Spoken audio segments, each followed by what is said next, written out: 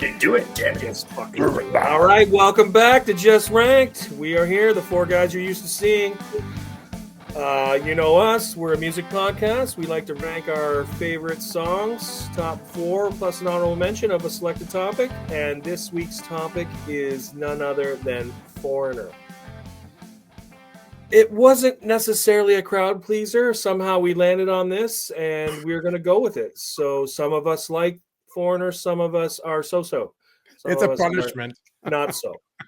So all of us came in with no notes, so this should be fun. It will be our shortest or longest show ever. Foreigner, as some know, I'll just give a very tiny brief because I'm not going to ramble about the band either. An English or British American band. Formed by Mick Jones and Ian MacDonald in Europe, in England, and of course they're more of an American band.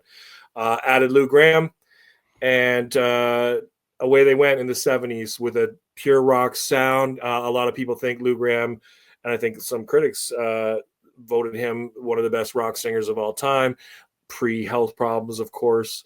Trekked on for many years. They have 9 albums, 8 with Lou, 1 with Kelly Hansen.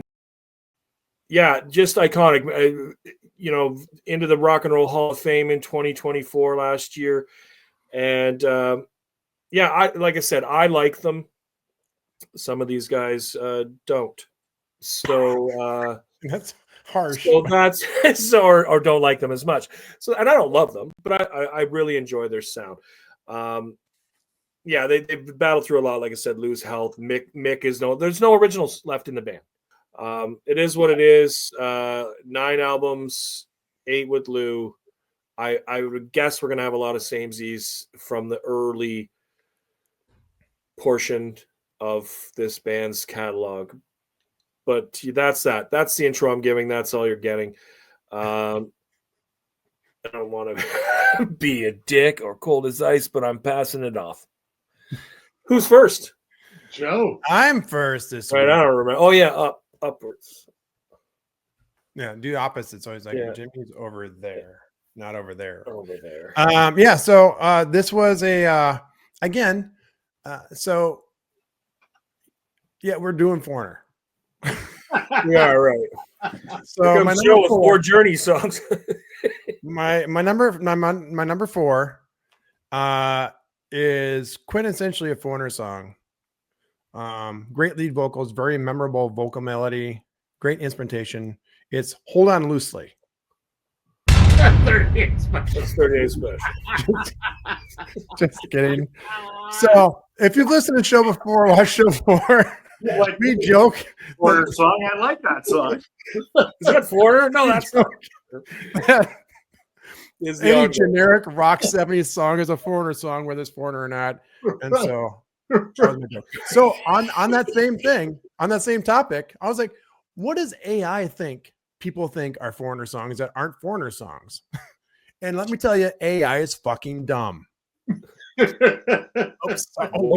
we're good in YouTube. We can't swear in the first 15 seconds of YouTube. Yeah, we're good. You might have broke the internet. According to Google AI, these are the most songs people commonly mistakenly think are Foreigner that are not Foreigner. These are great. Living on a Prayer. Oh, this was even better. Mamma Mia by ABBA. The Final Countdown by Europe. Holy shit. Again, You Give Love a Bad Name by 38 Special. Sweet Child of Mine by Guns N' Roses. I'm not making this up. Literally in your browser, when you got some free time, Google, what do people think are Foreigner songs and aren't Foreigner songs? This is what comes up every time. I've tried it 6 times. And Don't Stop Believing by Journey. Yeah, see, Journey I get. Like, I get that the people... I can get Journey, maybe a little bit. Bands, Journey, Foreigner... Living on a Prayer and Mamma Mia. Mamma Mia? Exactly. Mamma Mia. I don't know. Maybe you get Journey if you've never listened to music before. Like, come on. Yeah. All right. So my real number 4 will actually come as a surprise to probably you guys. It's not a single. It is the first track off their 1981 album, Foreigner. 4. No one ever calls it 4. It's Foreigner 4, right? I mean, that's how we always called it here. No one called it just 4. Everyone's like Foreigner 4. Foreigner 4, right. It is the lead track, Nightlife. Wow. Yeah, and I didn't discover the song probably until late 80s or so, I'm going to guess, because 24 hours ago. Like, it was like turned off 38 minutes special. ago. There it was. No, seriously. It was really like the late 80s, because if you take this song, make it slightly heavier guitars, and put Tom Kiefer's vocals on it, it sounds just like Cinderella. Wow. The riff, everything. So in your free time, after you get done listening to the show, or you'll actually hear it on the podcast, on the audio version right now, you'll be like, is that Bon Jovi or is it Foreigner? No, it is. Either way, Fred Corey did not play on it. Correct. Yeah, he's not talking to you. That is a true statement. He's still mad at me. He's still not talking to you. Yeah. That's funny. No, it's when I got I forget. I think I probably stumbled upon it. Somebody put on Foreigner 4, probably one of my brothers.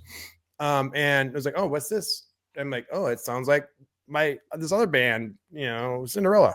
No, it literally sounds like Cinderella doing a lighter version of a Cinderella song. So Nightlife is the song. That's my number 4. That's an interesting pick for all the tracks. And that, like, to me, and if you don't like Foreigner, you wouldn't think this, but that's a pretty good album front to back. It is. Yeah.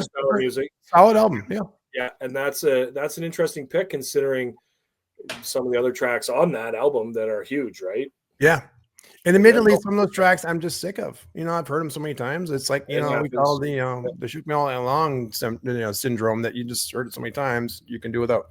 But, and to be honest though, I did get rediscovered through this last week or so preparing for the show. I was like, oh yeah, this song. Yeah, I remember this song. Yeah. And I had the same exact thought. I was like, oh yeah, I used to think this sounded like Cinderella, and it does. Yeah. So Nightlife is my number 4. Good one. Number 3. Let's see how this goes. This might be the first song ever I've done on the show I have no notes on. My number 3 is Jukebox Hero. Good song. It's the next song on the album right after that, isn't it? It is. It is the next song. It's the next song. But that's not by design. That's by my ear. Is well trained to know what is a good song, what is not. It is a good song. Talent. It's something.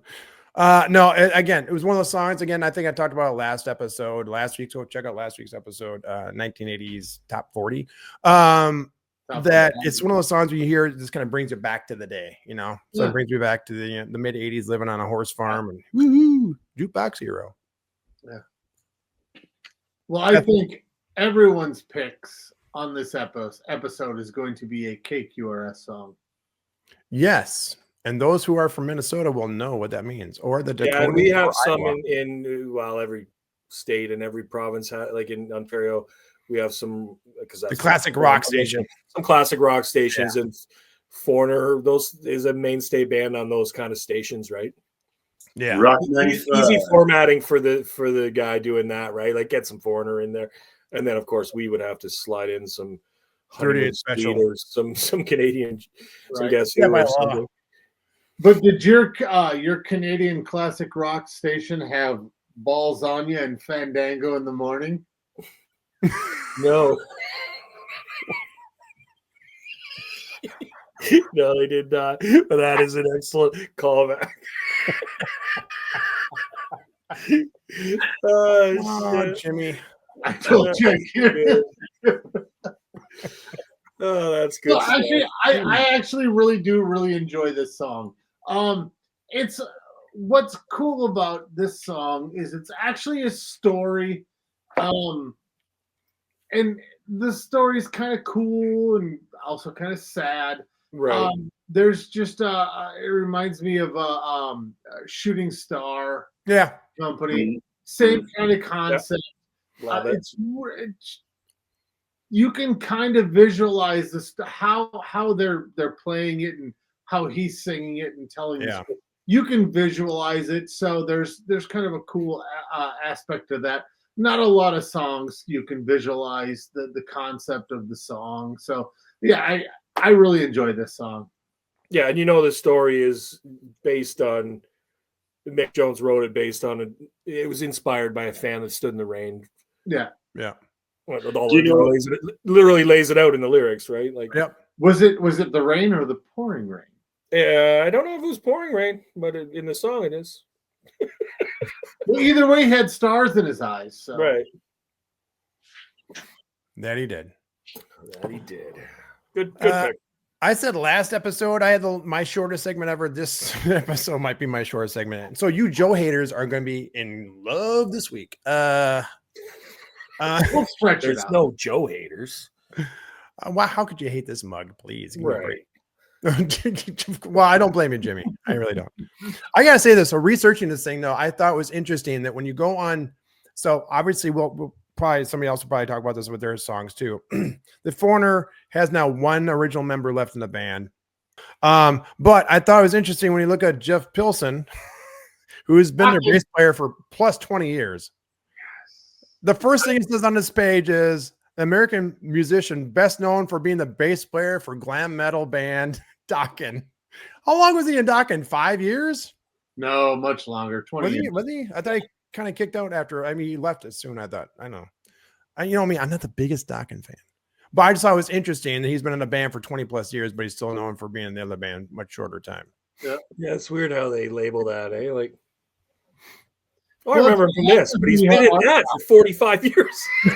Yeah, no, but he was cool in that for 3. Exactly. All right. Well, okay. So that brings me to my number 2, which is Urgent. That's the song name, not the urgency to get this segment over with. But written by Mick Jones, another song from Foreigner 4. Yeah, I was gonna say you're hitting 3 now, right? You researched. Yeah, I mean, I know I did. When I looked at my list, I'm like, That's God, cool. really? This is too many from one album. But it's whatever. These are the songs I like. Yeah, Is this another 1971 episode? Yeah. Yeah. Well, that was one band and a year episode. Right. Part of our series. I mean, it's 10 years difference. Right. Yeah, well, there is that. But yeah, Urgent from 1981 off of Foreigner 4 is my number 2. Yeah. Well, your number 1 is like that opening track on that album is a little out there, and that's cool. These two are easily coming up again, I gotta think, because they're huge tracks for them. Yeah. I mean, Foreigner 4 was their Everyone owned that album. At least one the household had a copy of Foreigner 4, right? I got it for Christmas that year. Nice. Yeah, my brother had it, so that's why I listened to it all the Your time. brother didn't switch it on you, Jimmy? No, you got this. Dexy's Midnight Runners. One good song. Okay, so that brings me to number 1, which this I really do. I love all these songs, but this is by far and away. There's my 2 through 4, and then there's number 1. I really, really love this song. It's Cold as Ice, from their self-titled debut album from 1977. At number 6 on the Billboard Top 40, written by again Lou Gramm and Mick Jones, which did a bulk of their writing. And it's actually initially the B-side for Feels Like the First Time.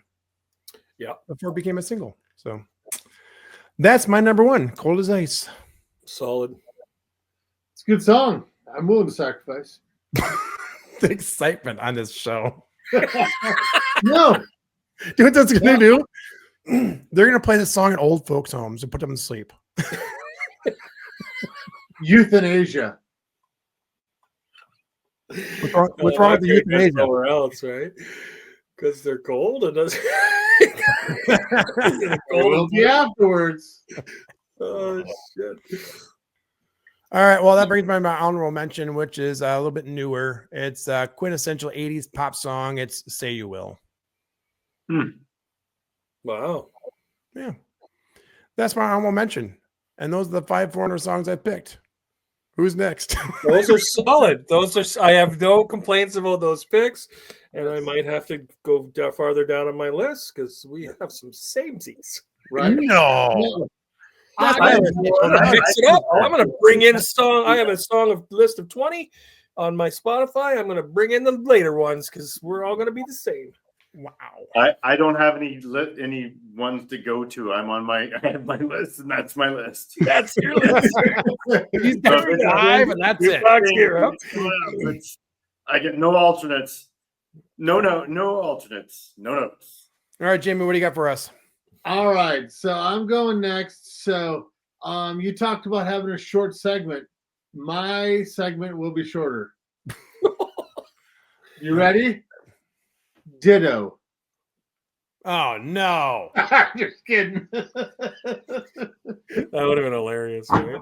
I had fucking exactly. You had Mamma Mia too? I did. I had And hold on, 3. So, yeah, I went into this kind of like, well, Foreigner. I've seen them live, Well, obviously. you got a shirt. Right, you've seen them live. So 2015.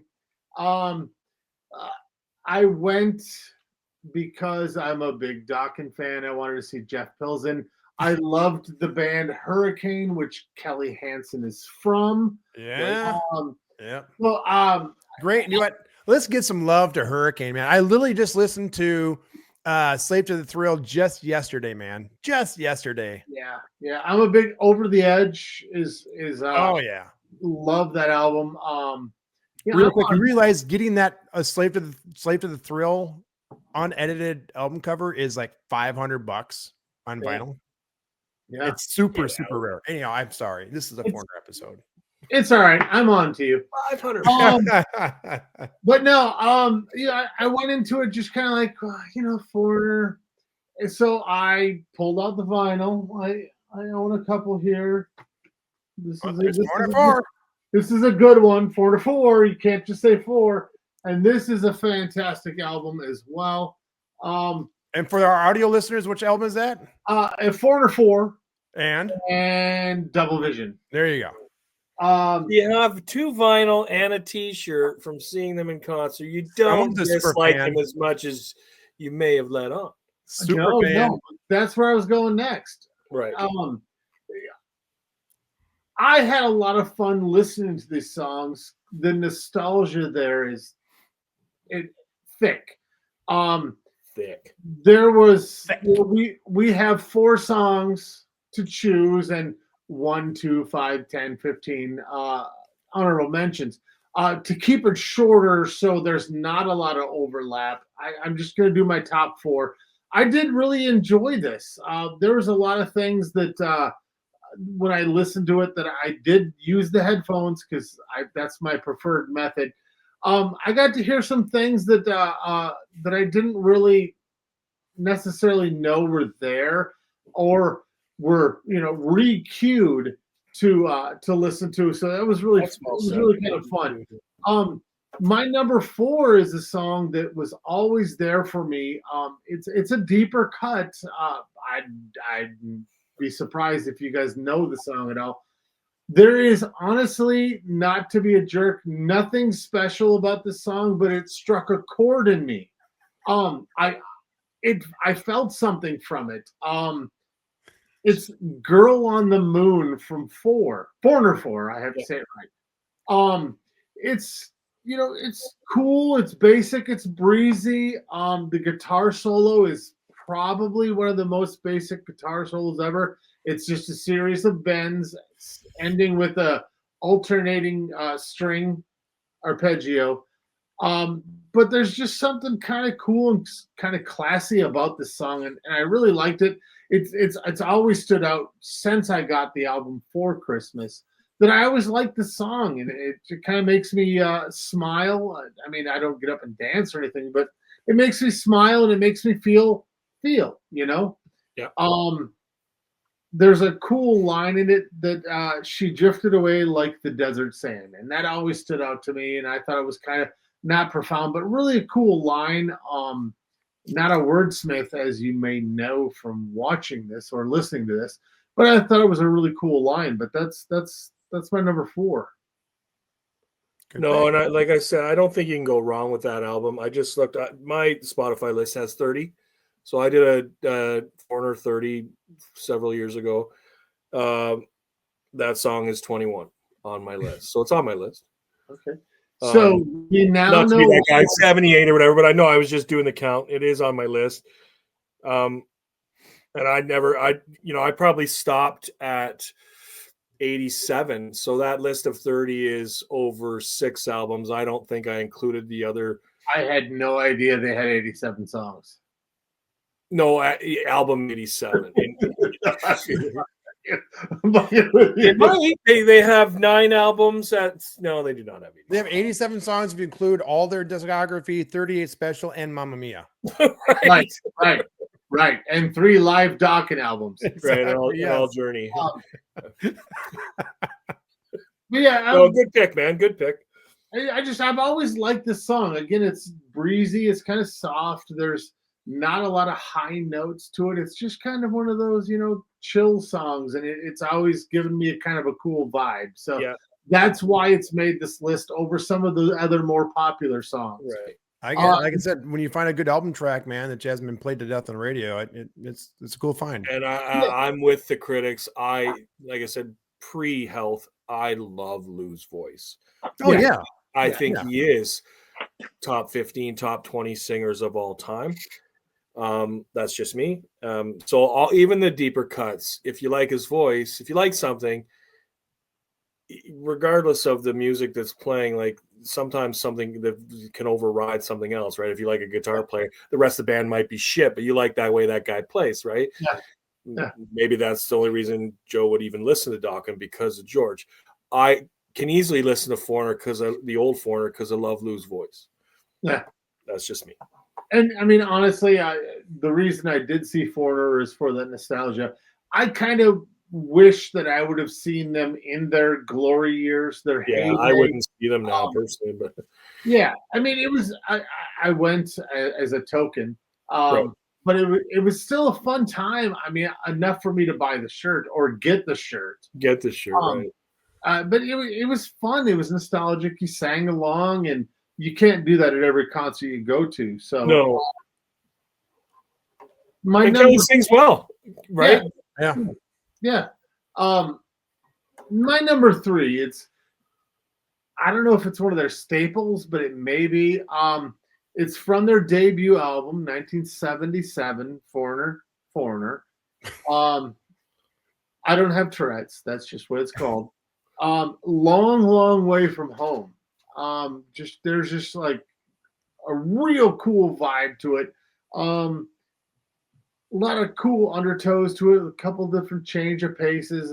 It's a comforting song. And sometimes in life you need a comforting song. And that's what I feel about this song. This song actually hit number 20 in the Hot 100, number 22 in Canada there. It's been I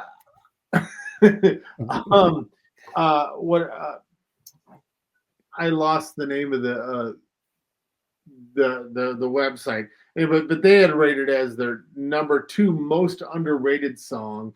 One thing I didn't know until I did the research is Paul Rogers of Bad Company did the backup vocals on this song. Yeah. Speaking of great voices. Yep. Oh, absolutely. Even Paul Rogers' backup or replacement singer, I can't remember his name now, on those last 2 albums. Great singer. In Bad Company? Yeah.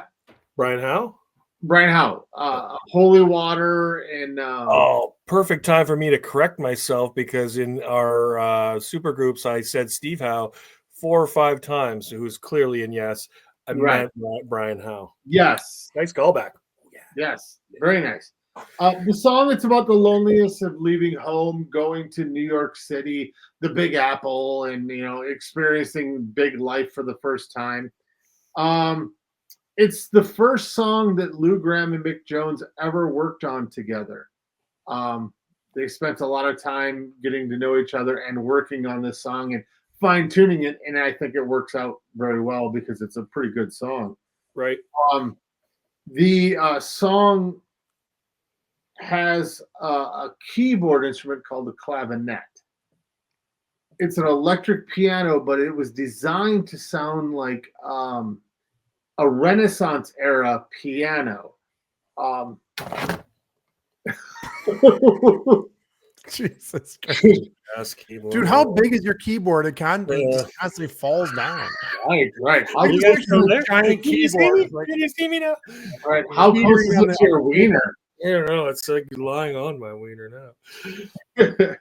But anyway, that Renaissance era piano is called a clavichord, so it kind of has kind of a weird tone to it. It was really made famous by Stevie Wonder, which I'm a huge fan of. He used it most famously on Superstitious. So I've always been a fan of that sound. Not one of the funkiest lines ever written, man. Seriously. What's that? One of the funkiest lines ever written. Yeah. I love the tone of that clavinet. All right, so I'm going to move on. Number 2 is Hot Blooded, 1978 Double Vision, the album I showed you earlier. Yep. Number 3 on the Billboard Hot 100. It's used in the True TV.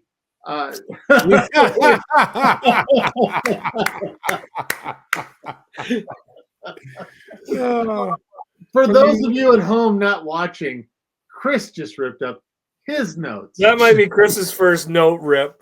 Yeah. It is, absolutely. Yes. There's a TV show called Tacoma FD. It's about Tacoma Fire Department. It's Aptly named. What's that? Aptly named. Absolutely. They dug deep for that Yeah, title. they went all in.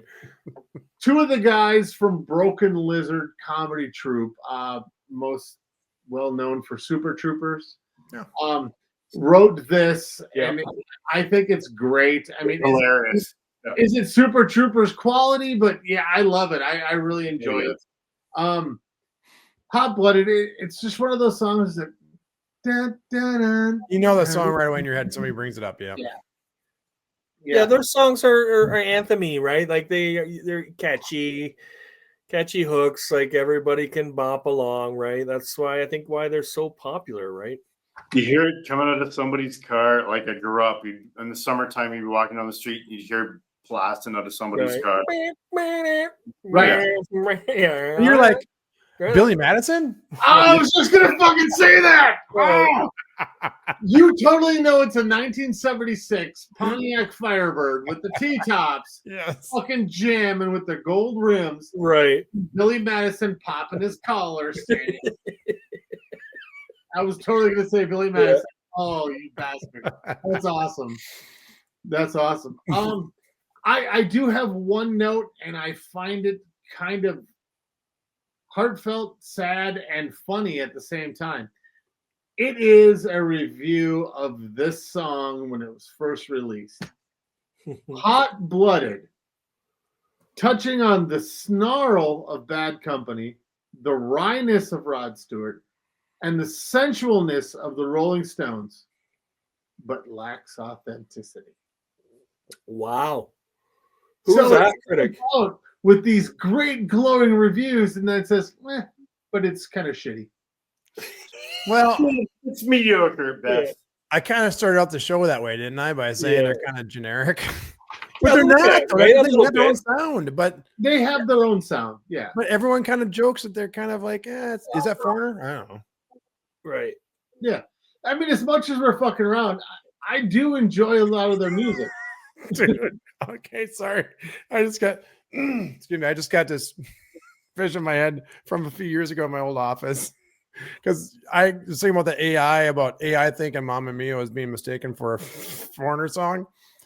I'm sitting in my office downtown Minneapolis, and I'm just doing my thing. All of a sudden, another employee is playing a song. I won't tell you the song yet. And another lady in finance, she was, "Oh my God, I love this song. Isn't this Barry Manilow?" And sheer disdain coming out of the guy's voice was like, "No, this is one by Metallica."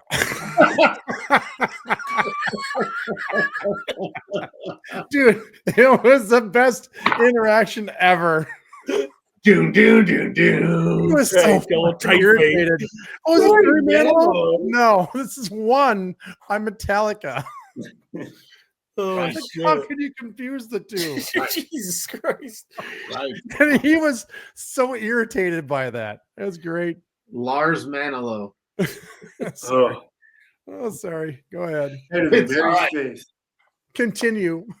It's all right. All right, so I'm gonna end this this list on, to me, their greatest song. I love the song, and there's some really cool notes that I have to it. It is from 1981, Foreigner 4. I have to say it that quick. Urgent. It was the first single off this album. Mutt Lange produced and also did vocals on this song. So again, we're talking about Mutt Lange. Yeah. Number 4, the Hot 100 Billboard charts. It was at that spot for one whole month. Stayed number 4 in the month of September in 1981. Number 7 in Canada. The cool note about this is a little-known musician worked on this. His name is Thomas Dolby. Oh, He programmed all of the synths and all of the synthesizers, and he played the there goes another one of Chris's notes. he played the synthesizers. Thomas Dolby had a demo going around called Urges. Mutt Lange asked for permission to use that and turned into Urgent.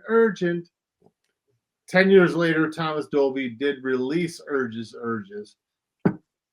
That's the cool note. I thought that was cool. You know, now that you say that, and now That's so that cool. I have it completely written makes sense when you think of the song.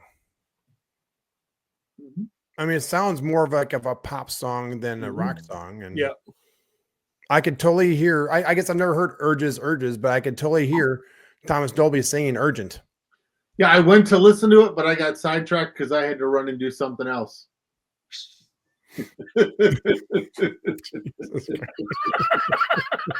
Sorry, I just did that for That comedy. was awesome. That's all that was. That was Yeah. comedy. No, Yeah, I that wanted was- to go back and Urges, to go watch. So that's my list. I don't have an honorable mention because I don't want to step on any more of Chris's notes. Good list, man. Good That was list. a good list. Yeah. Solid. It was a solid list because I've got a couple of samesies. What? Shots. Yeah. We got All decent right, so shots. I'm passing it off to the noteless Chris. All right. So I'm not. I don't want to say I don't like Foreigner. Obviously they're a soundtrack in my life because I hear them in the background all the time, but it's just not a band I listen to. Yep. So I found this list somewhat easy to do, but yeah, we're gonna have some samesies. Because my number 4 is Hot Blooded, and my first note is number 3 Top 100. And then pretty much everything else Jimmy said. So yeah, all right, that one's done. All right. Anybody want to talk about it more? All right. This will be really quick. Just gotta check it and see. Number 3 is Jukebox Hero, Joe. Nice. In the same spot. Same spot too, man. Same spot. Great minds. Number 26 on the top 100, blah, blah, blah, blah. Number 3, mainstream rock track on Rock Tracks. So I know the story about the kid outside, and then he gave him a tour backstage to show him what it was like at a show, apparently. But apparently in 2016, when I was reading about this, Lou came out and said that part of it was about him staying outside a Hendrix show in Rochester, New York in the 70s. Yeah, I heard. Yeah, I've heard something about that too, right? Like that Right. story mixed with Mick's version Right. of the kid, right? And I have a little bit of a nostalgia with it because I remember, I don't know if it was one of my sisters left a mixtape around. I was listening to it, or one of their friends or boyfriends left a mixtape, and I was on there. And I remember listening to it and thinking, I've never really heard a song that told a story like that before, like that was kind of unique to me. Yeah. So that's why I put that on the list. I have a little bit of nostalgia with that one. I have nostalgia with all of these, but I just don't really listen to them much.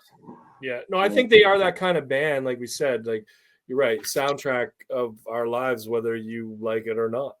Right. Yeah. just always there lurking, if you And will. I don't mean whether you like it or not. I guess I mean it in both ways. Yeah. Whether you like it or Right. not, and Right. Yeah. I don't really like it. Well, yeah, and that's going to happen. I would say that's the way I feel about Madonna, the same kind of thing. Yeah, there's a bunch of those, Oh, right, that have right. always been there around us, guys our age or people our age, and there's not a lot we can do about it. You either No. turn your ear off, right, or you Or sway do to a something show else. about it. Right, or you do a show about it. You talk about it. No. My number 2 is Cold as Ice. Yeah. Good choice. Man, we Nice. would be doing a lot of shots if we incorporate that. Oh, I'd I'd be be drunk. loaded and not be going to work tomorrow. You fucking smash. I'd be still drunk when I got up to go to work tomorrow. I might find myself in 1987. Yeah. Fuck it. Let me see. Are there any different notes? Oh, there was one. It said after working on the vocals all night, they walked out into a blizzard and didn't realize it was going on, and found out later it was the coldest night on record in New York City at the time when they wrote "Cold as Ice," which Well, is that's kind cool, right? That's cool. That's funny.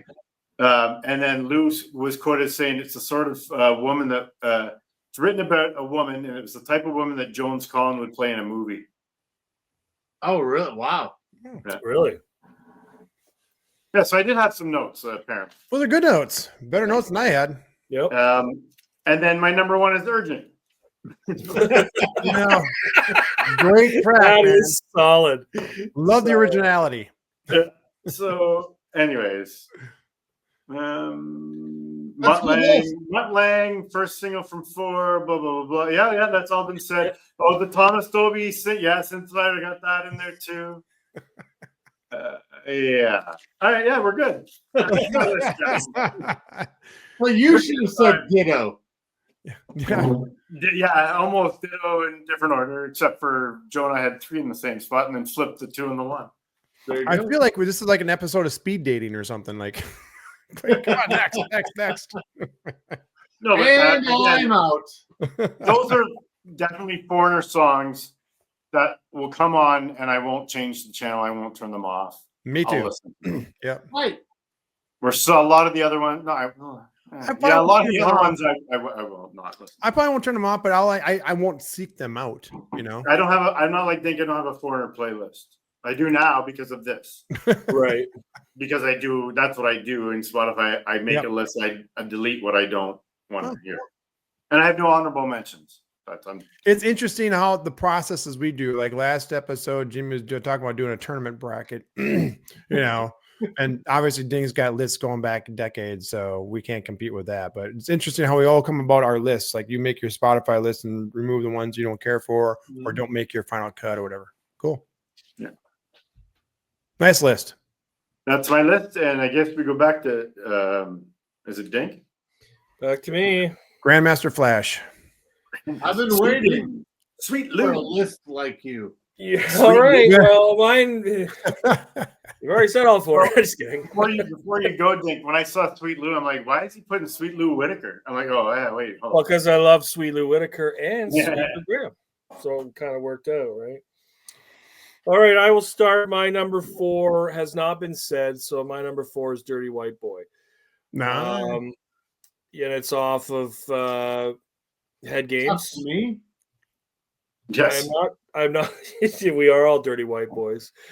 Funny you say that because Mick Jones has claimed the song is about Elvis.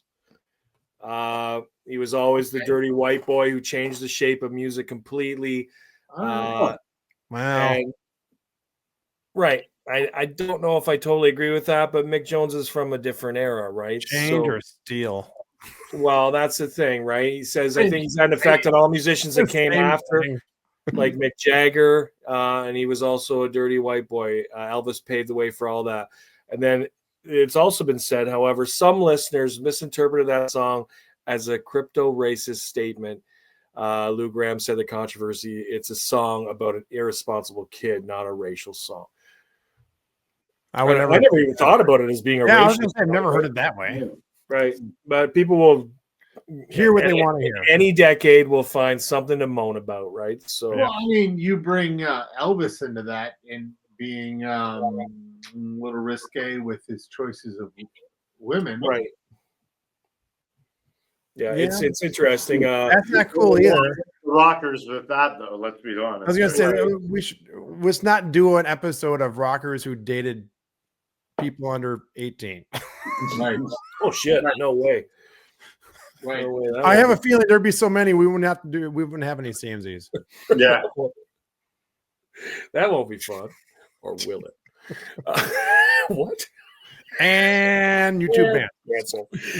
All right. So the critical reception about this song, Billboard described Dirty White Boy as a driving guitar, bass, propelled rocker, spearheaded by a forceful lead vocal and tight harmonic support. Reading here. Billboard also claimed the production generated a gritty rock edge. Yeah, that's maybe a little over the top. They were clearly in love with him at that moment in time, right? Yeah, but it's racist. What? You're a racist. Right. Well, I mean, the whole racist thing. That's weird. Well, no, where I was going was sadly was not at the forefront during that time. Well, that's true. Yeah. Right. But anyway, that's my number 4. It was not said, so that's cool. That's a new one. If I went with my pure list, the next 2 songs have said. So I'm not going to say them. I'm going to just for the sake, even though I don't have notes, for the sake of introducing some others. Then my next 2 songs are Jukebox Hero and Urgent. I'm going to skip them and move down my list and say that my number 3 it was truly my number 5, but it's my number 3 now. And it is Waiting on a Girl Like You. It is a ballad. Love ballads. Clearly was going to be in the top 5. They got a few. They got a few. They got a few ass grabbers, right?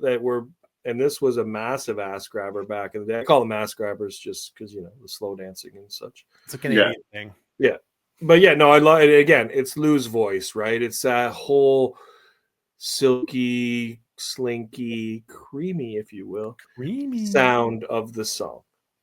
His voice, there was a longing. You could tell there was a longing in his voice when he was singing. I mean, there was definitely a character to his voice that portrayed quite well. Yeah, I don't have any notes. I just love the song. Clearly, we have covered massive portion of that or a massive portion of that album because it's also on 4. So like I said, I personally think it's a great listen, that album front to back. So it's a good album. I own it.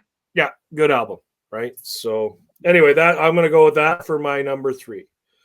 Rather than all of us have Urgent as my number 2, which is kind of cool. If we were doing shots, I would say Urgent. Let's do another shot. You would be wasted. We would have been. Well, let me move down my list, and I'll say "Feels Like the First Time," right? Which is the B side. Who said it was? Because Cold as Ice is the B side of that, or what was the B side to? Cold as Ice was the B side to Feels Like the First. Right. Exactly. Okay, so I'll go with the A side and put it at my number 2. It's not my true number 2, but hey, it is what it is. I like the song. It's like what it is. 7 or 8 on my list, so I'm just going to bump it up for the sake of today. And Feels Like the First Time. Another great rock anthem that everybody knows. It's on all the classic rock stations. As soon as you hear it, I don't turn Foreigner off if they come on. Not any of their songs, and they've all been overplayed for me. But I will listen because I'll never see them, but I never turn it off. Yeah, and here's the deal, though: all the songs we've mentioned, you've heard in your head. So I mean, yeah, I've heard them all, every single one. Me too. I just said it. Every one of them. I like that keyboard that You're not on camera. in the beginning. I like that. Yeah, awesome. Good song. That leads to my number 1. My number 1 was easy because it is clearly my number 1. No moving around, and it got some consideration for our last show, 80s Top 40, because it charted well. I don't know because again, I don't have any notes. I have a feeling this was a problem between Mick and Lou. this song. I can't We never remember. had problems. You're right. Yeah, the gist of it. But this is I Want to Know What Love Is. I fucking love this song. And I know that pure Foreigner fans don't like it, even though they do like Waiting on a Girl Like You. They don't like this. And I don't know if it's the choir or it's got a, and I say cheese, but it's got a sappy kind of feel, even though they've done ballads before. But I love this song. I think it was a dynamite song, and the Agent Provocateur album is maybe not their best work. But this is on it. That was Yesterday was on it. Like I liked the album in '84, but I think they were already having riffs in the band when they did this song. But this is just so Lou, this song, right? That's me. What I find interesting about that song is it is definitely a time capsule, because at that time there were two things in top 40.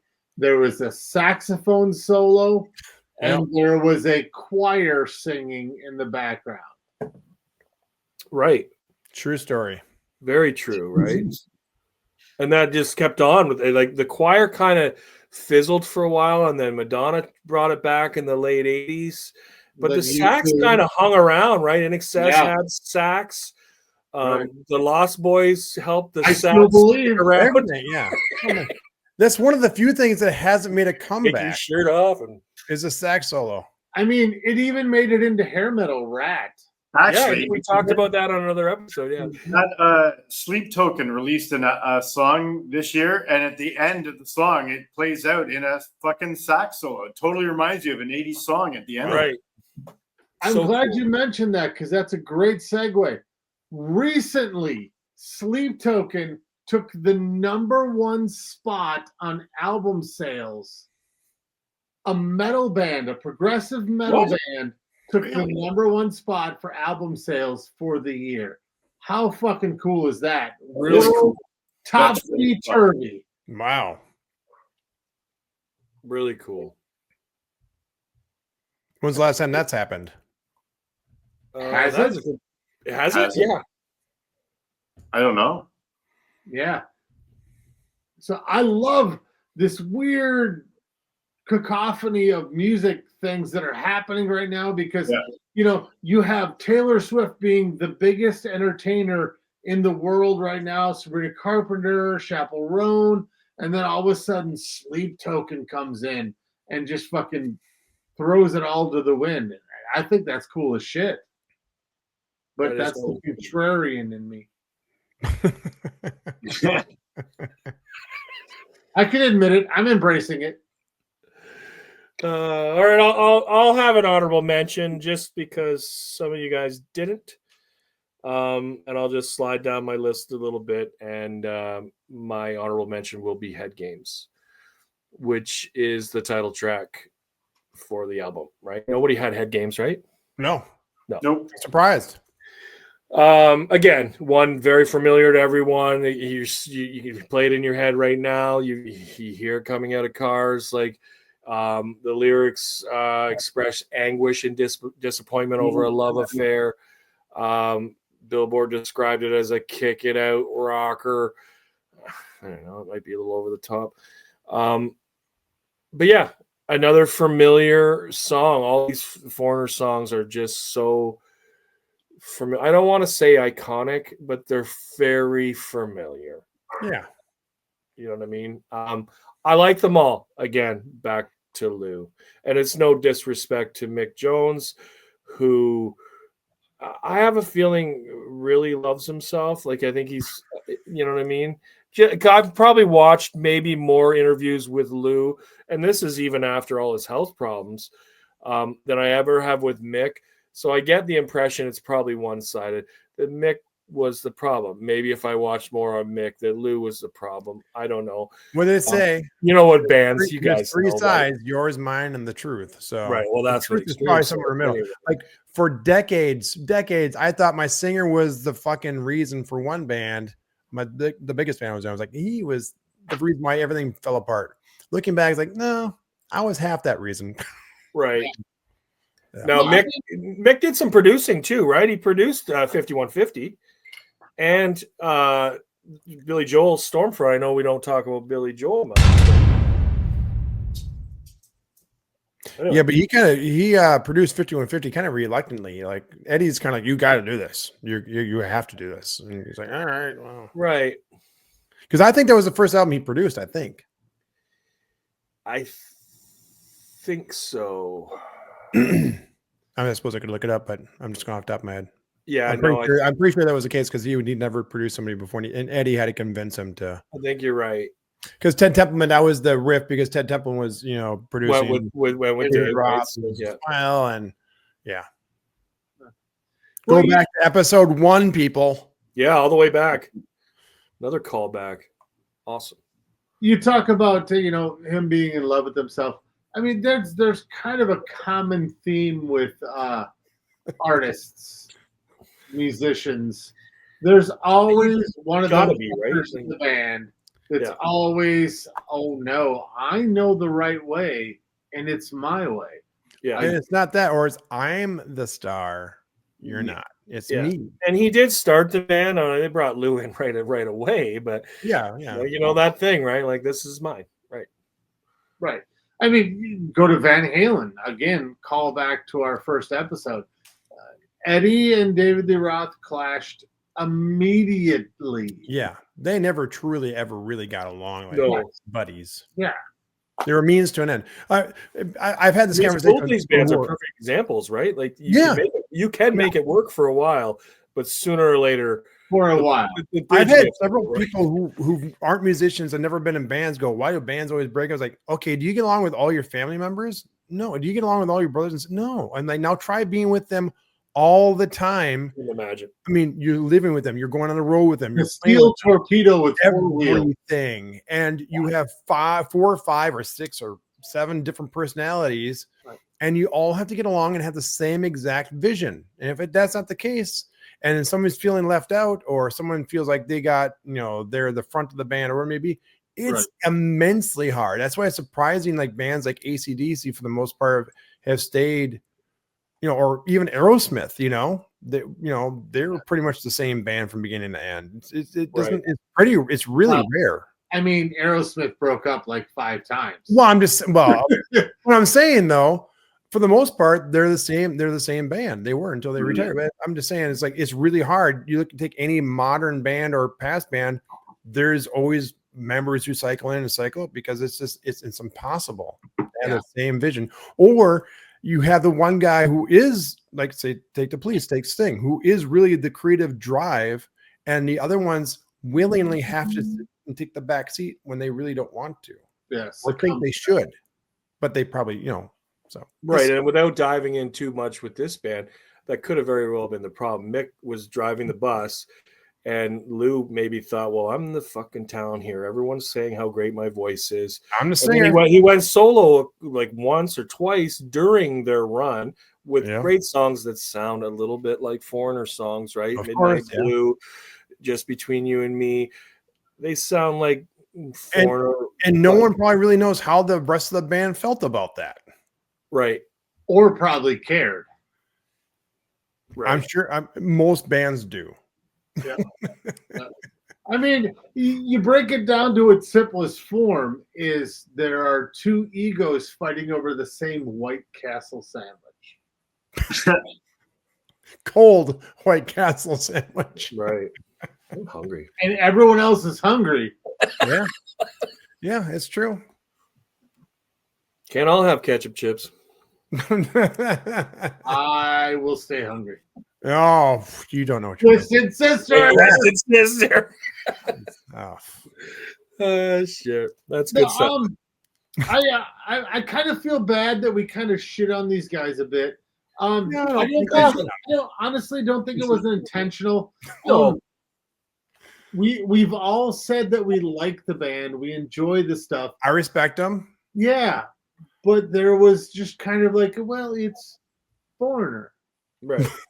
you Right. know? If anyone's Then, watching or right. listening, like, well, why did you guys do this?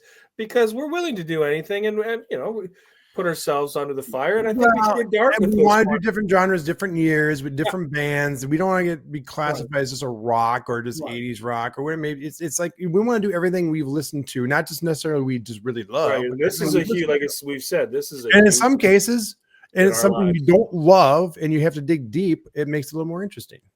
Well, also, Dink blackmailed us with country or foreigner, and we said Right, foreigner. that was the choice. Foreigner. Chris Stapleton or Foreigner. We're like, Right. Foreigner. Fuck, just wanted to do Fucking foreigner all day long. right. Just wanted to do Randy Travis. 20.7.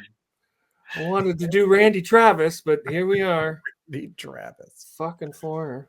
Here we are. Is he an talking actor? about The actor? Online Journey. Here we are doing. It was this or the You guys Jets. in the DUI photo? Jets. Or the Hey. Jets. Yes. Hey, I'll do the Jets. I lovingly talked about the Jets in the 90s. You know what though? Go back.